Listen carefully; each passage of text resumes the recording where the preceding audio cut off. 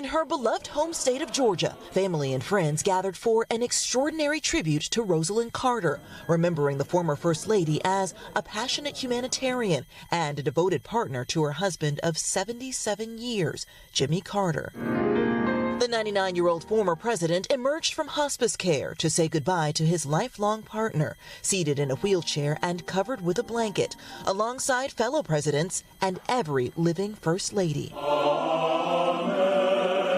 Chip Carter called his mother the glue that held the family together. I will cherish how she and Dad raised their children. They've given us such a great example of how a couple should relate. An emotional Amy Carter spoke on her father's behalf, reading from a love letter he wrote to Mrs. Carter 75 years ago while serving in the Navy. Every time I have ever been away from you, I have been thrilled when I returned to discover just how wonderful you are. The musical selections, some of Mrs. Carter's favorites, including a tribute from the Carters' close friends, Trisha Yearwood and Garth Brooks. Imagine all the people. Jason Carter honored his grandmother as a woman of deep faith, drawing laughs while addressing the sisterhood of First Ladies in the front pew. Thank you all for your leadership that you provided for our country and the world.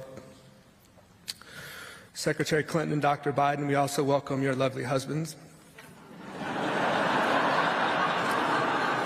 Journalist Judy Woodruff, who covered the Carter administration for NBC News, highlighted Mrs. Carter's trailblazing years in the White House. What we witnessed was a First Lady who saw her role as going well beyond the essential, warm and welcoming host to being a close and trusted, yes, advisor.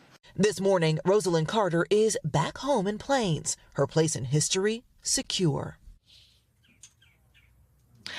Now, today's ceremony will be held right here at Maranatha Baptist Church in Plains. The Carters have been longtime active members here at this church. In fact, President Carter actually taught regular Sunday school classes every Sunday up until just a few years ago. Mrs. Carter Craig will be laid to rest later this morning at a private ceremony at the Carter residence. Craig. Blayne Alexander for us there in Plains, Georgia. Blayne, thank you. Hey, thanks for watching. Don't miss the Today Show every weekday at 11 a.m. Eastern, 8 Pacific on our streaming channel, Today All Day. To watch, head to today.com/allday or click the link right here.